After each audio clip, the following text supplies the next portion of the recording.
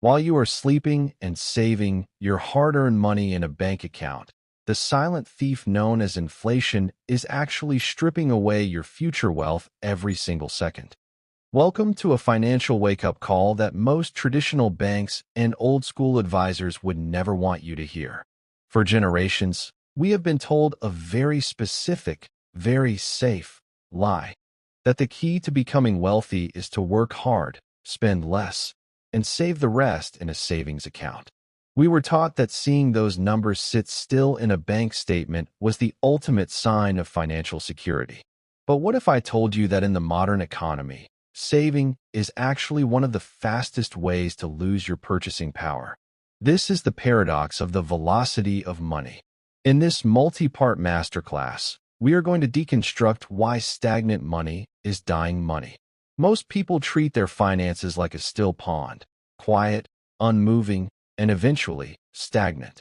Truly wealthy individuals, however, treat their money like a powerful, rushing river.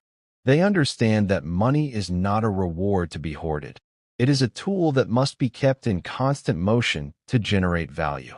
If your money isn't moving, it isn't working for you. And if it isn't working for you, it is actively losing its value against the rising costs of living, housing, and global shifts. We are going to explore the mechanics of how inflation eats your savings, why the velocity of your capital determines your speed to financial freedom, and the exact strategies used by the top 1% to keep their wealth circulating through assets rather than sitting in a vault. By the end of this series, you will never look at your bank balance the same way again. We are shifting from the mindset of a saver to the mindset of a velocity investor.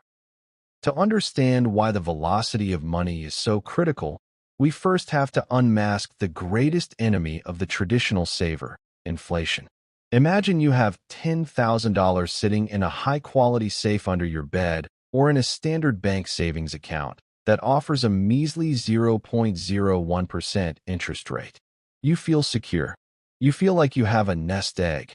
But while that numerical value of $10,000 stays exactly the same on the paper, the actual power of that money, what it can actually buy for you in the real world, is evaporating every single day.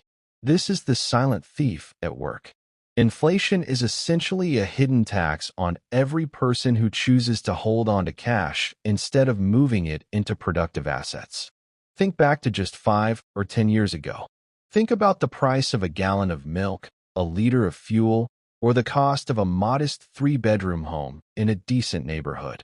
Those prices haven't just gone up because things are getting better. They have gone up because the currency you are using is becoming less valuable. When the government prints more money and the supply of currency increases, each individual dollar, rupee, or pound in your pocket represents a smaller slice of the total economic pie. If the cost of living is rising at 5% or 7% per year, and your bank is giving you less than 1% in interest, you aren't just staying level. You are effectively losing 4% to 6% of your wealth's value annually without ever spending a single cent. This is the psychological trap that keeps the middle class in a cycle of struggle. They work 40 to 60 hours a week to earn a currency that is intentionally designed to lose value over time. By holding that money still, you are essentially watching your life's energy, the hours you spent working, slowly bleed away. This is why the velocity of money isn't just a fancy financial term. It is a survival strategy. If you don't learn how to make your money move faster than the rate of inflation, you are running on a treadmill that is slowly moving backward.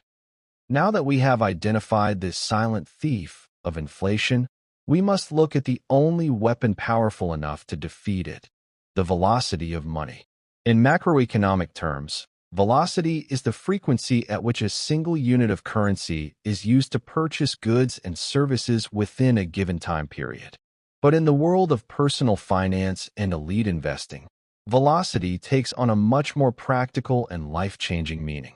It refers to how quickly you can move your initial investment capital out of one asset, recoup your original principal, and move it into a second, third, or fourth asset, all while the first asset continues to produce a cash flow for you indefinitely.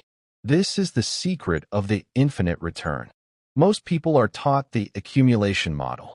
This is the idea that you put money into a 401k, a mutual fund, or a fixed deposit, and you let it sit there for 30 or 40 years, hoping that the market goes up and that you have enough to retire on one day. The problem with this model is that your money is trapped. It has zero velocity. It is sitting in a stagnant pool, and you cannot use that same dollar to buy anything else until you cash out decades later. The velocity model, however, is about movement and flow. Imagine you invest $50,000 into a small business or a rental property. Through smart management or refinancing, you pull that original $50,000 back out within 18 months, but you still own the original asset that is paying you every month. You then take that same $50,000 and move it into the next venture. You are now using this same money to build multiple streams of income simultaneously. This is how the wealthy scale their lives at a rate that seems impossible to the average worker. While the average person is waiting for a 7% annual return on a stagnant pile of cash, the velocity investor is focused on the internal rate of return and how many times they can flip their capital in a single year. The goal isn't just to have money. The goal is to have money that is constantly in motion, creating new value, providing jobs, and acquiring more assets. If you stop the flow, you stop the growth. To truly master the velocity of money, you must understand the mathematical speed limit of your investments. This is where the rule of 72 becomes your most important financial compass. For those who haven't heard of it, the rule of 72 is a simple, elegant formula used to estimate the number of years required to double your money at a given annual fixed interest rate. You simply divide the number 72 by your annual rate of return. For example, if you are earning a standard 6% return in a typical mutual fund, it will take you 12 years to double your initial capital. $72/6 equals $12. While a double sounds great, in the world of high-velocity finance, 12 years is an eternity. The average person looks at a 6% or 7% return and thinks they are doing well. But let's look at the math through the lens of velocity. If you can increase your rate of return to 12% through active business or smarter asset management, your money now doubles every 6 years. If you push that to 24%, you are doubling your wealth every 3 years. This is the exponential growth curve that creates millionaires. The difference between a 12-year cycle and a 3-year cycle isn't just 4 times faster. It is the difference between retiring with a modest savings and building a multi-generational empire. Velocity investors don't just wait for the market to give them a return. They look for ways to manufacture a higher velocity. They ask, how can I move this capital faster? If you can shorten your doubling cycle, you are effectively buying back your time. Time is the only resource we cannot replenish, which is why stagnant money is a waste of your life's potential. Every year your money sits in a low-yield account, you are extending your work life by years. By understanding the rule of 72, you stop guessing and start calculating exactly how much speed your money needs to reach your goals. In the world of personal finance, passive income has become a buzzword that everyone chases, but very few truly understand.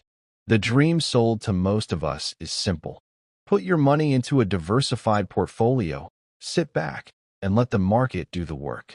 While this is certainly better than letting your cash rot in a savings account, it is often what we call the slow lane. This passive approach relies entirely on the market's timeline, not yours.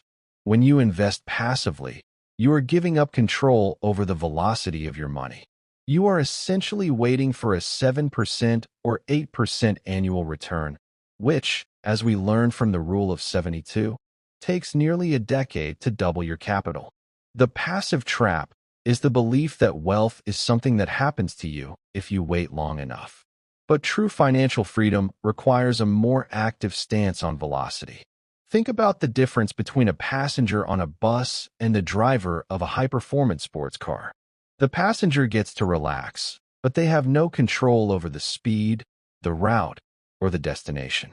The driver, however, can choose to accelerate, take shortcuts, and reach the destination in a fraction of the time. Passive investing is the bus. Active velocity is the sports car. If you want to achieve highest reach in your financial life, you have to look for ways to add value to your investments. This might mean improving a piece of real estate to increase its rental yield, or investing in a business where your specific skills can double the revenue in a single year. When you increase the internal rate of return through your own efforts, you are effectively increasing the velocity of that capital. You aren't just waiting for the economy to grow. You are forcing your wealth to expand.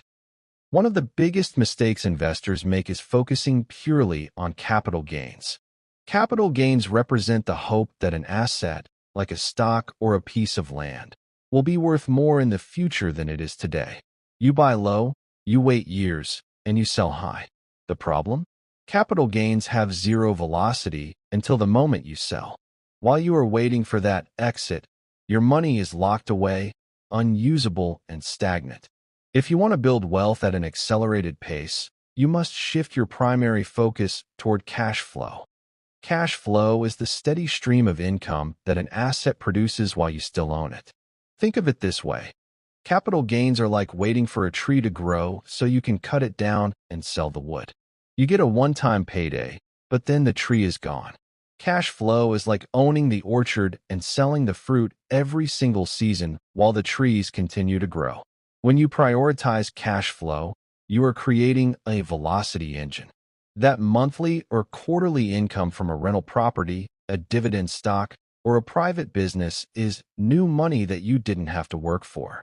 You can immediately take that cash flow and reinvest it into a new asset. This creates a compounding effect that moves much faster than simple price appreciation. By focusing on cash flow, you are effectively shortening the cycle of the Rule of 72. You aren't just waiting for the market to double the value of your initial pile. You are using the earnings from that pile to build a second pile simultaneously. This is how the wealthy stay wealthy even when the stock market is crashing or the economy is slow. They don't care as much about the paper value of their assets as they do about the velocity of the income those assets generate. If the velocity of money is the engine of wealth, then leverage is the turbocharger that forces it to run at a much higher RPM. Most people are terrified of debt. They are taught from a young age that all debt is a trap that leads to financial ruin. While bad debt, like high-interest credit cards used for consumer goods, is indeed a disaster, good debt is the secret fuel used by the top 1% to accelerate their velocity. Good debt is any borrowed capital that allows you to acquire an income-producing asset that pays for the debt itself while leaving a profit in your pocket. This is the concept of OPM, other people's money. Consider two investors, A and B. Investor A is a saver. He saves $100,000 of his own cash to buy a small property that yields $1,000 a month in rent. His velocity is limited by how fast he can personally save another $100,000. Investor B, however, uses the same $100,000 as a 20% down payment on 5 different properties, borrowing the rest from a bank at a lower interest rate than the rental yield. Even after paying the mortgages, Investor B now controls $500,000 worth of real estate. His velocity is 5 times higher than Investor A because he is moving more money through the economy using the same initial seed capital. Leverage allows you to recycle your cash much faster. Instead of waiting 10 years to save enough for your next move, you use the equity and the cash flow of your current assets to secure the next one. This is how empires are built in record time. You aren't just relying on your own limited labor. You are leveraging the financial systems of the world to work for you. However, velocity with leverage requires discipline and a deep understanding of risk management. If you don't respect the power of the turbocharger, you can crash the car. While we have spent a lot of time discussing the movement of dollars, the most important velocity in your life isn't actually in your bank account. It is in your mind. This is what we call the velocity of knowledge. In the world of high finance, your income is rarely determined by how hard you work. It is determined by how quickly you can acquire, process, and apply specialized information. Most people spend the first 20 years of their lives in a formal education system that prepares them for a slow-lane career. Once they enter the workforce, their learning effectively stops. They might read a few books here and there, but their financial IQ remains stagnant for decades. This is why their money moves slowly, because their ideas are moving slowly. The wealthy understand that information is the ultimate leverage. If you have the knowledge to identify an undervalued asset before the rest of the market does, your speed to profit increases exponentially. If you understand the tax codes, you can legally keep 20% to 30% more of your earnings, which you can then immediately reinvest. That saved tax becomes high-velocity capital that you didn't have to work for. Think about the difference between someone who spends 5 years guessing how to start a business and someone who spends 6 months being mentored by an expert. The mentored person has a higher velocity of knowledge. They are bypassing the trial and error phase and jumping straight to the results phase. Every time you learn a new financial skill, whether it is technical analysis in the stock market, understanding commercial lease structures, or mastering digital marketing, you are increasing the speed at which you can turn an idea into an asset. You are reducing the time lag between your effort and your reward. In a fast-paced global economy, the person who learns the fastest wins the most. If your knowledge is moving at 100 miles per hour and your competition is moving at 10 miles per hour, it doesn't matter how much money they started with. You will eventually overtake them. One of the most dangerous phrases in the world of personal finance is, "I'm waiting for the right time." Whether it is waiting for the stock market to dip, waiting for interest rates to change, or waiting until you feel ready to start a business, hesitation is the ultimate killer of velocity. In economics, this is known as opportunity cost. Every day that your capital sits on the sidelines in a low-yield savings account because you are afraid to make a move, you aren't just playing it safe. You are paying a massive, invisible price. You are losing the most precious asset you have, time. Because of the power of compounding and the rule of 72, a delay of just 12 months today could cost you hundreds of thousands or even millions of dollars 20 years down the line. Think of your money like a specialized employee. If you have $10,000 and it is sitting in a drawer, that employee is unemployed.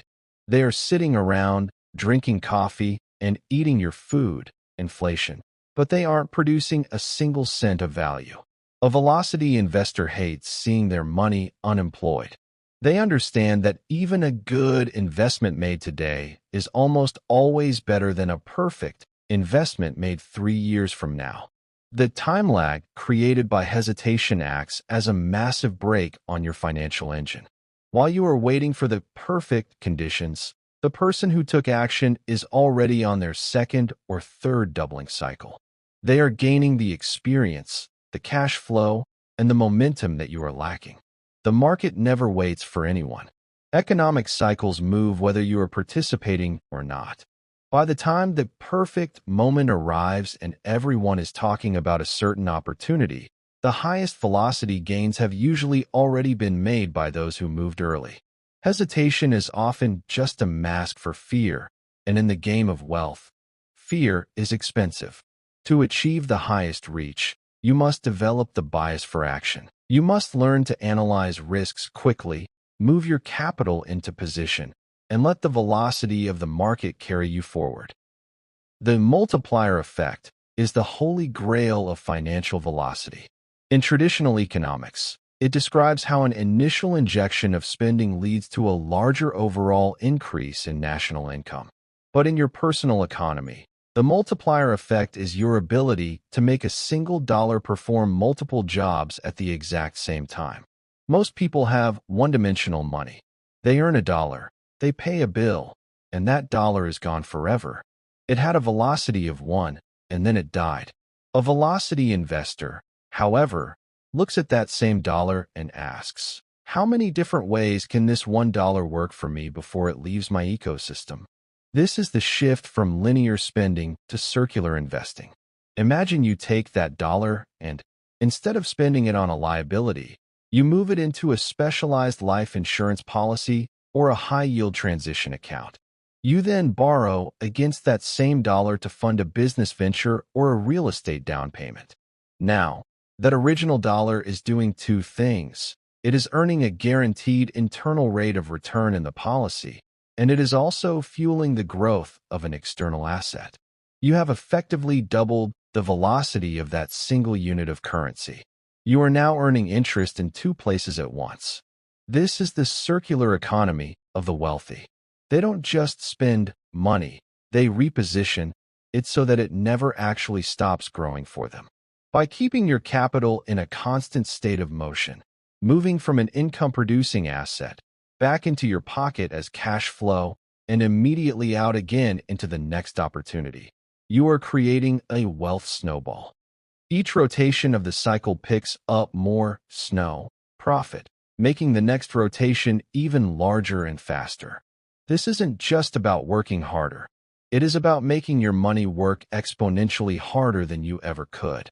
When you master the multiplier effect, you stop worrying about saving for the future because you have built a system that generates the future automatically. If velocity is the speed of your money, then taxes are the friction that acts as a constant brake on your financial engine. Most people only look at their gross returns, but the only number that truly matters for velocity is your net return, what you actually keep to reinvest. Every time you generate a profit and the government takes 20%, 30%, or even 40% of it, they aren't just taking your money, they are taking your future velocity. That tax payment is capital that can no longer double, triple, or compound for you. This is why the wealthiest individuals in the world don't just focus on making money. They focus on tax-efficient velocity. Think of two investors. Both start with $100,000 and earn a 10% return.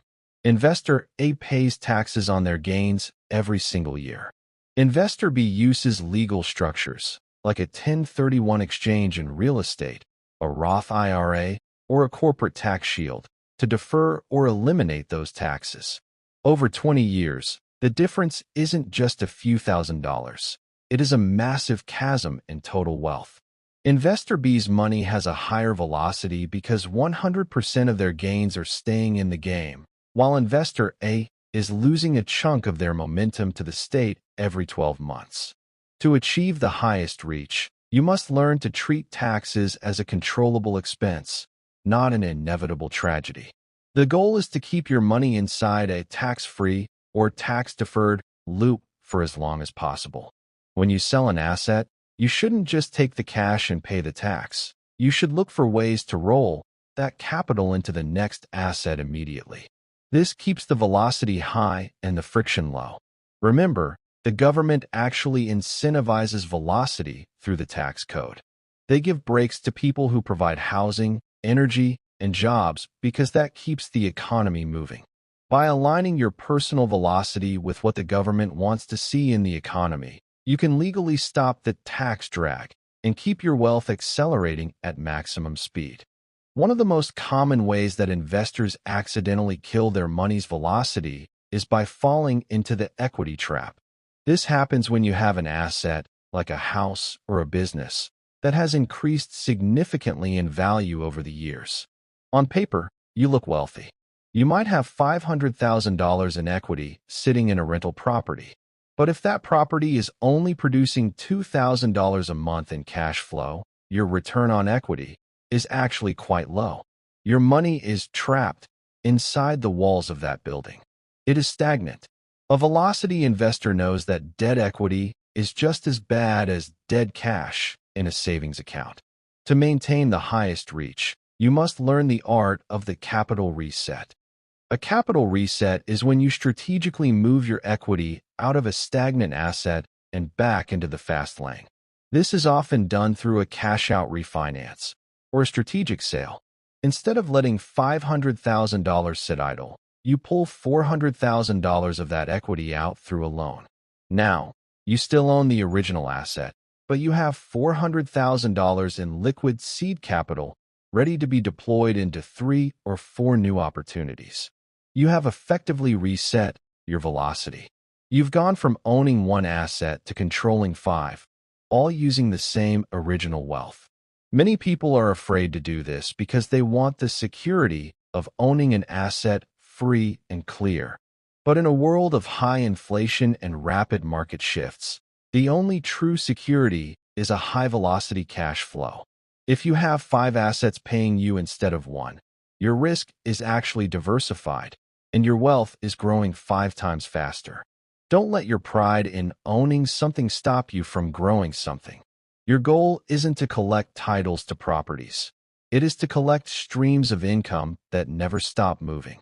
In the next part, we will discuss the velocity of trends and how to spot the next big wave before the crowd does. To achieve truly explosive growth, you cannot just move your money. You must move it into the path of a megatrend. This is what we call the velocity of trends. While traditional investing focuses on historical data and past performance, high-velocity wealth is built by anticipating where the world is going next. Think of an ocean surfer. They don't just paddle randomly in the water. They watch the horizon, identify a massive wave before it breaks, and position themselves to be carried by its natural momentum.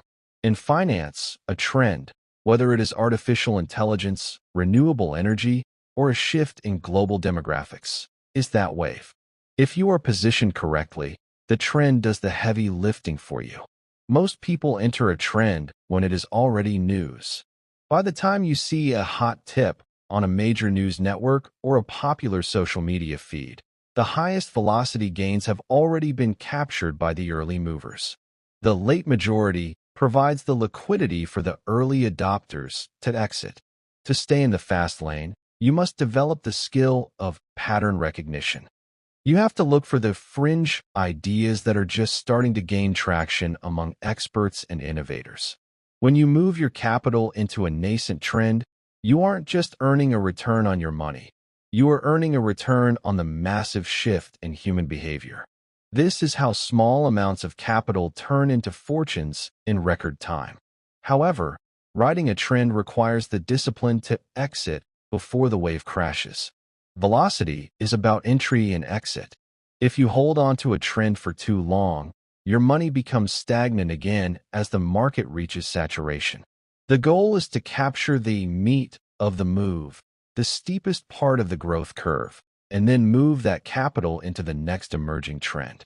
This constant rotation prevents you from being trapped in dead industries or declining markets. By staying ahead of the curve, you ensure that your money is always working in the most productive sectors of the global economy. While math and markets are the mechanics of wealth, influence is the lubricant that makes the entire machine move faster. This is what we call the velocity of influence.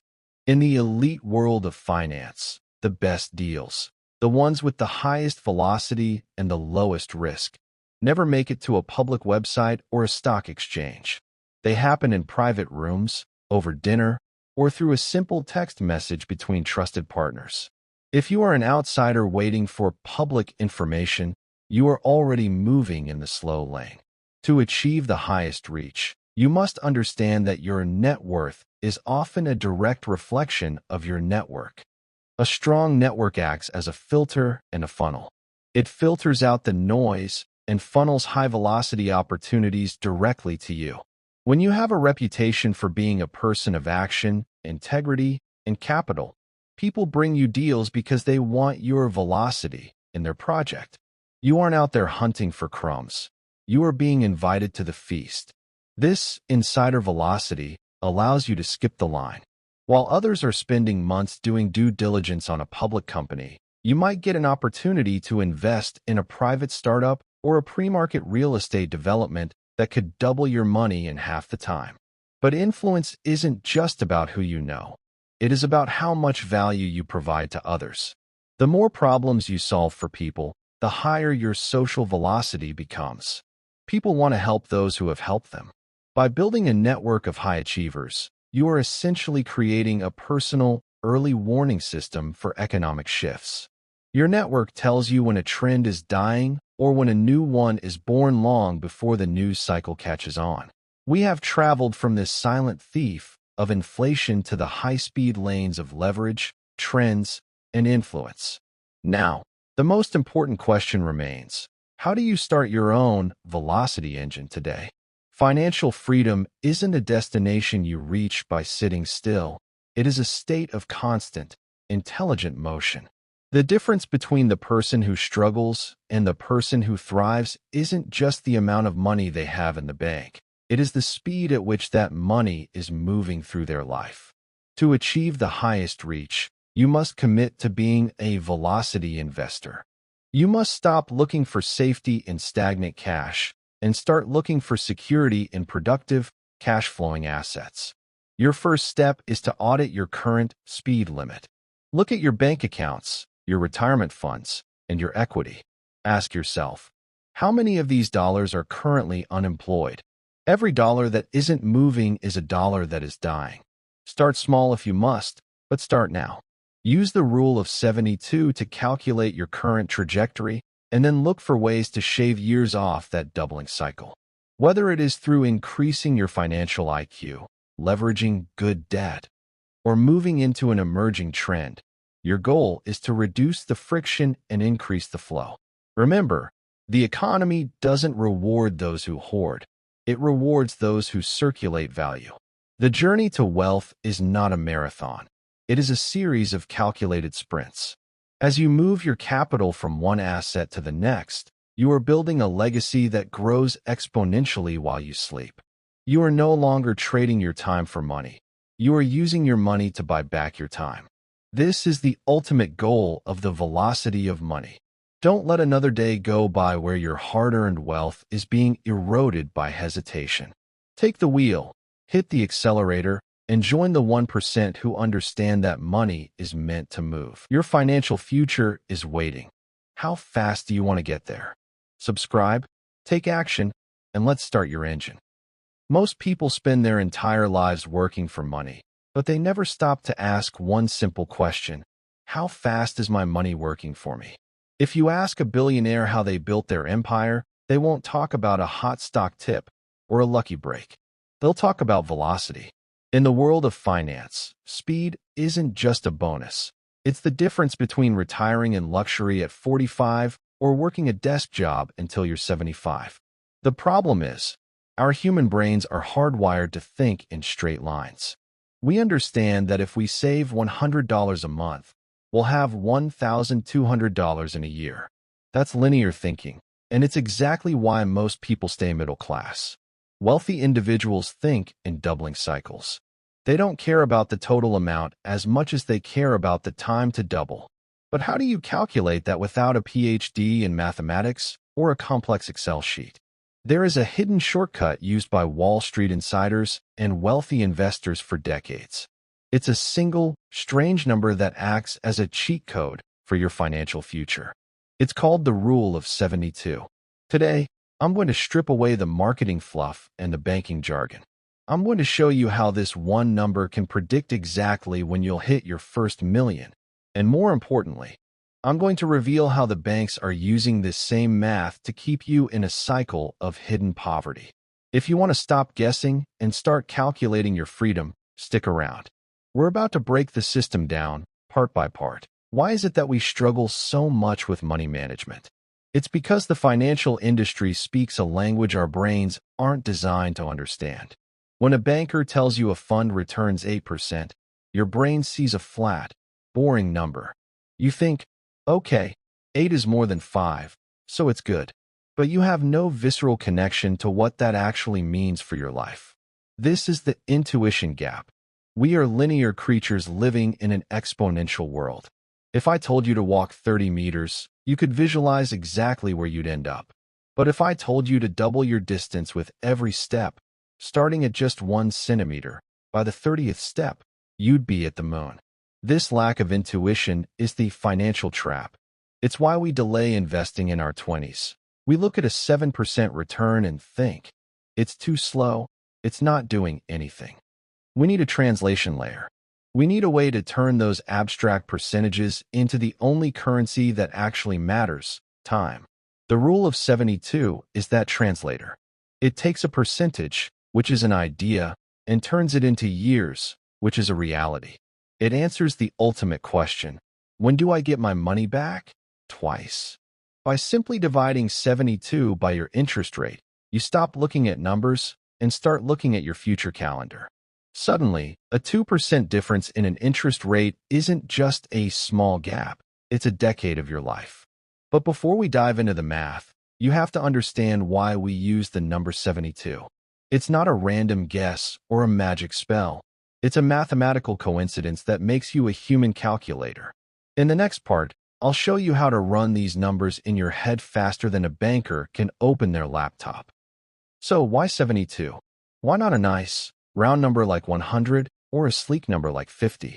If you ask a pure mathematician, they'll tell you that to find the exact doubling time of an investment, you actually need to use the natural logarithm of 2, which is approximately 0.693.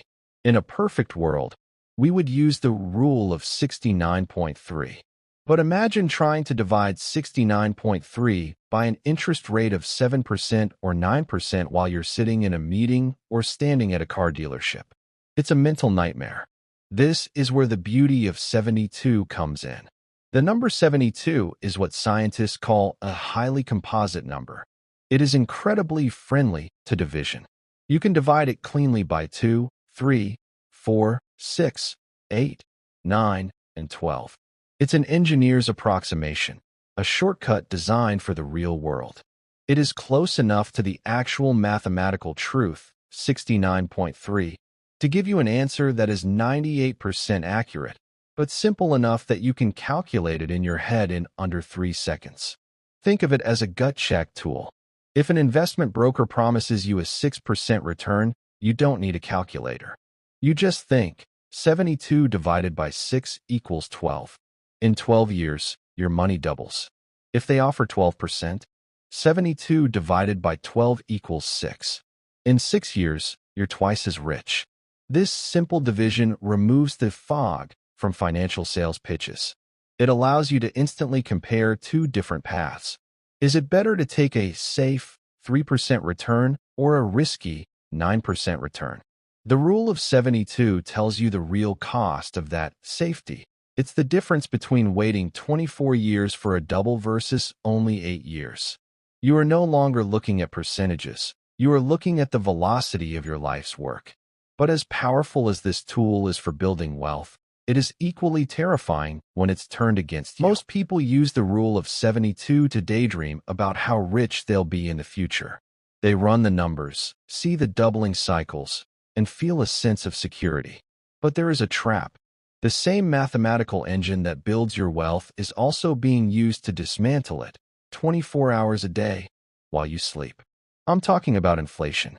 Economists and news anchors love to talk about a modest inflation rate of 3% or 4% as if it's a natural, harmless part of the weather. But when you apply the rule of 72 to inflation, the modest numbers become a horror story for your purchasing power.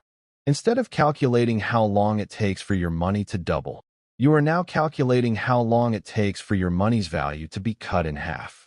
Let's run the math on a 3% inflation rate. 72 divided by 3 equals 24.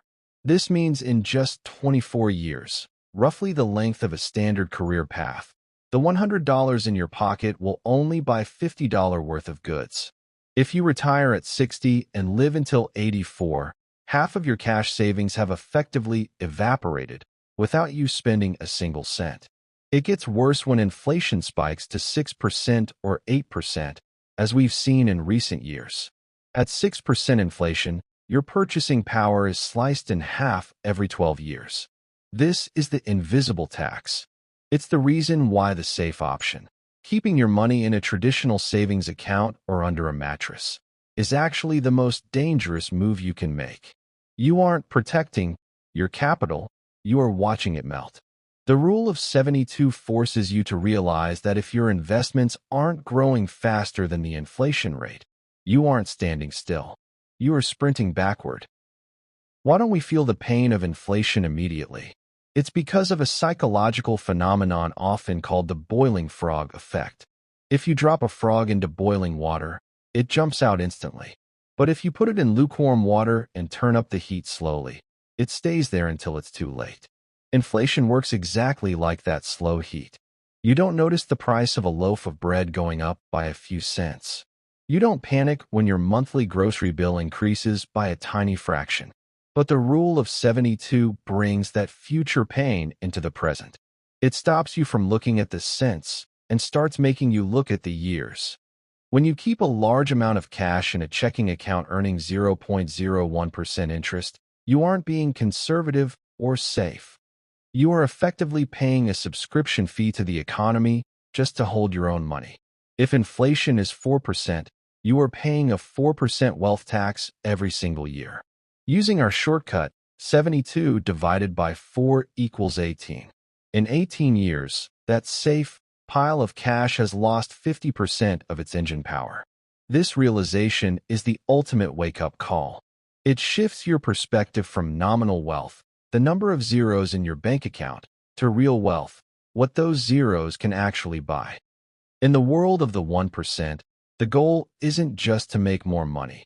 It's to outrun the decay rate of the currency itself. To survive this, you have to establish a hurdle rate. This is the minimum return you need just to stay in the same place. If the inflation rate is 3%, your hurdle rate is 3%. Anything you earn above that is your real return. If you want to know how fast you are actually getting richer, you don't use your total interest rate in the rule of 72. You use your real return. Up until now, we've talked about the rule of 72 as a way to grow your harvest or protect your grain from the rats of inflation. But now, we have to enter the dark forest. This is where the rule of 72 turns from a wealth-building tool into a financial horror movie. When you are the investor, compound interest is your best friend. But when you are in debt, compound interest is a predator. If you carry a balance on a credit card, you aren't the one using the doubling engine. The bank is. And they are using a version of this engine that is far more powerful than anything you'll find in the stock market. Let's look at the average credit card interest rate. It usually sits between 18% and 24%. Let's use 24% for our math because it reveals the terrifying velocity of debt. 72 divided by 24 equals 3. This means that the cost of your debt is compounding so fast that it wants to double every 3 years. Now, you might say, but I make my minimum payments. The bank knows that. The minimum payment is designed to keep the principal alive just long enough for the interest to compound. Even if the number on your statement doesn't double because you're chipping away at it, the total interest you pay over time explodes. Compare that to your investments. If you're working hard to get an 8% return in the market, your money is doubling every 9 years. Meanwhile, your 24% credit card debt is trying to double every 3 years. The math is simple and brutal. Your debt is moving 3 times faster than your wealth. This is why you cannot outinvest high-interest debt. You are trying to walk up an escalator that is moving down at triple your speed. The rule of 72 exposes this velocity gap, proving that paying off high-interest debt isn't just a good idea. It is a mathematical emergency. What I call financial triage. In a hospital, doctors treat the most life-threatening injuries first. In your wallet, you must treat the fastest doubling debts first. Most people make the mistake of trying to pay off their biggest debt first, usually their mortgage or a large student loan. But the rule of 72 tells us that the size of the debt matters far less than its velocity. Imagine you have 2 debts. A $100,000 mortgage at 4% interest, a $5,000 credit card balance at 24% interest. If you apply our rule, the mortgage takes 18 years to double, $72/$4. The credit card takes only 3 years to double, $72/$24. Even though the mortgage is a much bigger number, the credit card is a much faster predator. It is reproducing 6 times faster than your house debt. This is why you must use the rule of 72 to create a priority hierarchy. The protocol is simple.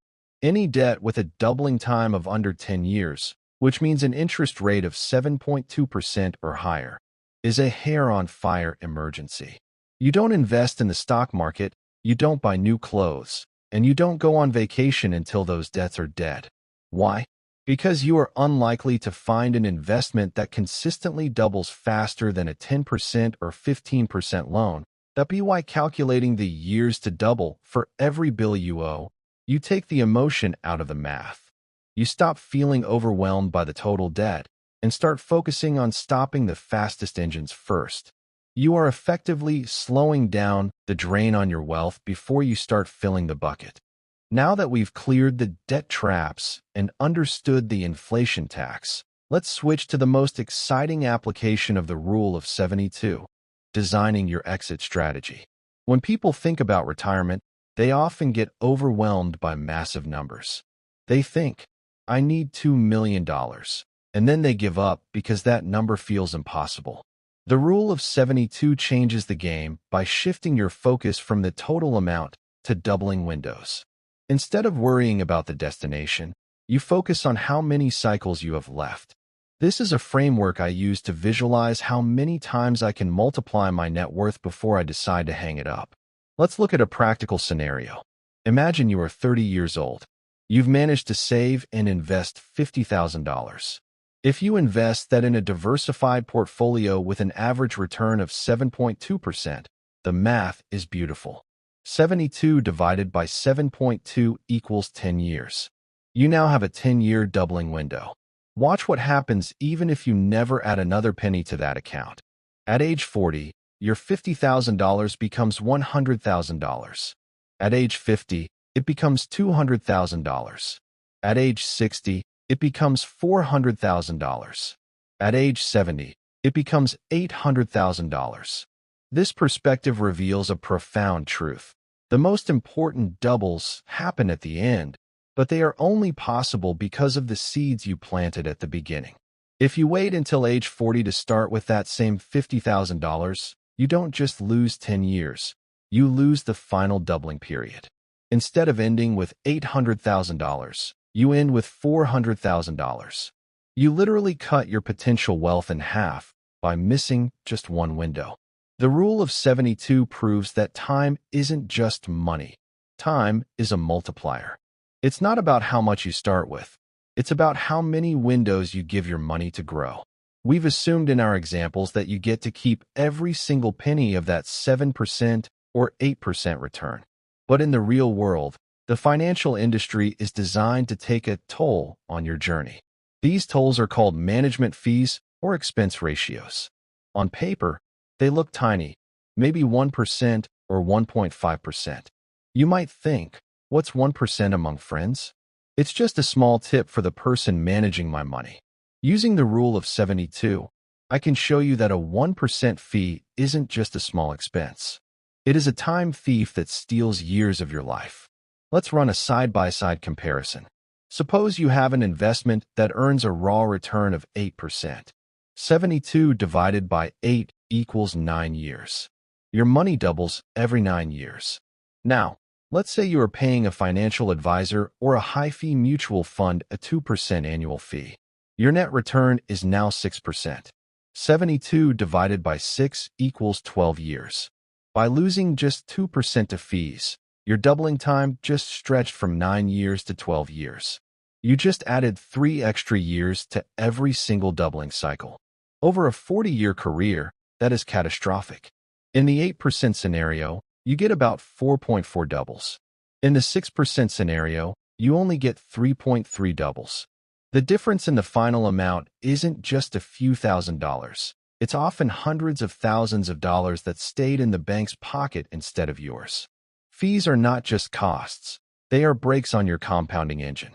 The Rule of 72 exposes the hidden math of the banking industry. They aren't just taking 1% of your money today. They are taking years of your freedom tomorrow. Before you sign up for any investment, run the Rule of 72 twice. Once for the gross return and once for the return after fees. If the years to double jump significantly, you're not investing, you're donating. By now, You might think the rule of 72 is a magic law of physics that works in every situation. But like any high-performance tool, it has its limits. If you try to use it outside of its Goldilocks zone, the math starts to drift, and in finance, a small drift can lead to a big crash. The rule of 72 is an estimation, not a law of nature. It is most accurate when interest rates are between 3% and 15%.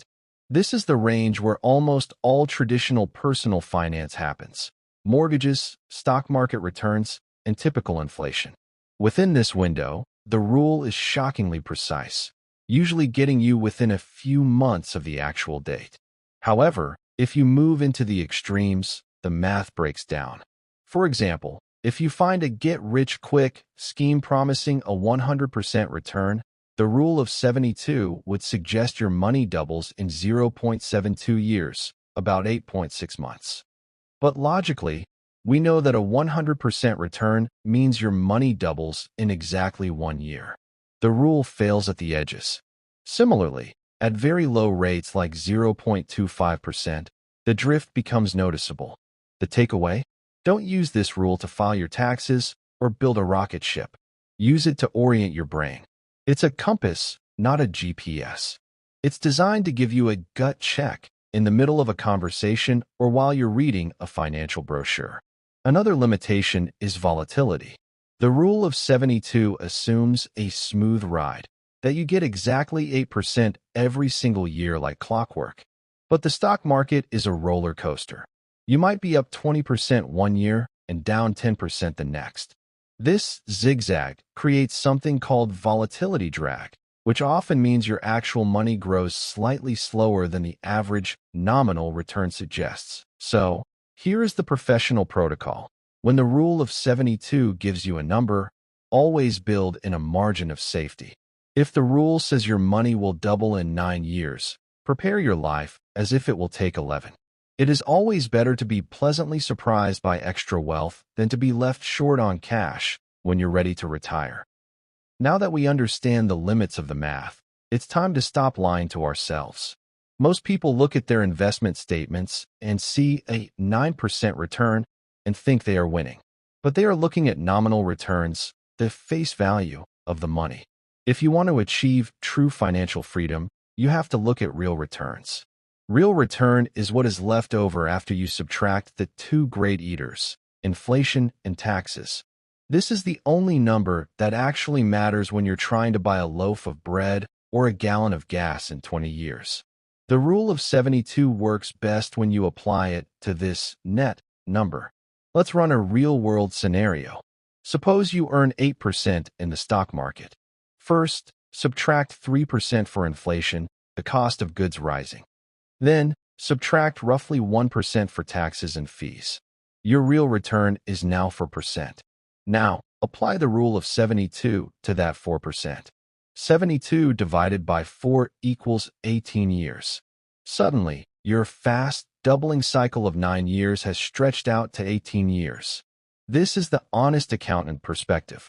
It's a tougher standard, and it might feel discouraging at first, but it is the only way to plan with integrity. When you use the rule of 72 on your real return, you aren't just calculating how many dollars you'll have. You are calculating how much purchasing power you will have. It forces you to realize that to truly double your lifestyle, you have to be much more aggressive or much more patient than the bank's marketing brochures suggest. It moves you away from fantasizing and into engineering. What if I told you that finance doesn't have to be a source of anxiety? What if it could be a game? Once you master the rule of 72, your entire financial life turns into a mental dashboard. Instead of seeing a vague cloud of bills, savings, and investments, you start seeing timelines. You begin to gamify your decisions. Every time you see a percentage rate, your brain should automatically run the division. A car loan at 9%? That's an 8-year doubling engine for the bank. Asterisk a side hustle that grows your capital at 12%? That's a 6-year doubling engine for you. The goal of the game is simple. Maximize the speed of your asset doubles and eliminate the speed of your liability doubles. Think of your life as a race between two gears. The asset gear is trying to turn as fast as possible to build your future. The debt gear is turning in the opposite direction, trying to grind your progress to a halt. The rule of 72 is the speedometer that tells you exactly how fast each gear is moving. When you look at your finances this way, you stop being a consumer and start being an architect of time. You realize that buying that expensive gadget on a high-interest credit card isn't just spending money. It's handing over a high-velocity doubling engine to a billion-dollar corporation. Conversely, every dollar you put into a productive asset is a tiny soldier working to complete its next doubling cycle. This shift in perspective is what separates the players from the played. In the next part, we're going to look at how to take this mental model and apply it to your current portfolio right now. It is time to take this out of the realm of theory and into your actual bank account. I want you to perform a Rule of 72 audit on your life right now. Most people look at their portfolio once a year, see a total balance, and close the app. That is like looking at a car and only checking the color. We need to look under the hood at the RPM, rotations per minute, of your money. Take a piece of paper and list every financial account you have. Next to each one, write down the interest rate. Now, apply the rule. Your savings account, if it's paying 0.5%, that's a 144-year double. That isn't an investment, it's a museum. Your index funds, if they are averaging 8%, that's a 9-year double. That's a solid engine. Your debt, if you have a personal loan at 12%, that's a 6-year double for the lender. When you see the numbers written in years, the truth becomes unavoidable. If your debt is doubling in 6 years and your savings are doubling in 144 years, you are mathematically losing the race. You can't save your way out of a high-speed debt trap. This audit forces you to make active choices. Maybe you realize that your safe bonds are actually moving so slowly that they won't hit your retirement goal in time. Or maybe you realize that the small extra payment you make on your 18% credit card is actually the highest return you can get anywhere in the world. Your goal is to align your life so that your assets have the shortest doubling time and your liabilities have the longest. Use this audit to triage your capital. Move money from the 144-year bucket into the 9-year bucket. Kill the 3-year debt cycles with extreme prejudice. By the time you finish this audit, you won't just have a bank statement. You'll have a timeline for freedom. We have traveled from the simple math of a single integer to the deep psychological traps of inflation and the predatory velocity of debt. You now possess a tool that 90% of the population will never understand. You have moved beyond being a passive observer of your bank account to becoming a master of timelines. The Rule of 72 is more than just a calculation. It is a philosophy. It teaches us that wealth is not built through magic or luck, but through the relentless physics of time and compounding. It reminds us that every financial decision we make, from the coffee we buy on a credit card to the index fund we automate every month, is either accelerating our freedom or delaying it. As you close this series, I have one final challenge for you. Don't let this be another video you watch and forget. Go to your accounts. Find your doubling number. Write it down and stick it on your desk. Whether it's 7 years, 10 years, or 20 years, that number is your North Star. Your job is to protect that number, reduce it through smart investing, and guard it against the vampires of fees and inflation. Financial freedom isn't about having a mountain of gold. It's about having control over your time. And now that you can calculate time, you can finally start to own it. If this deep dive into the mechanics of money has changed the way you see your wallet, do me a favor, share this logic with one person you care about. Let's break the cycle of financial illiteracy together.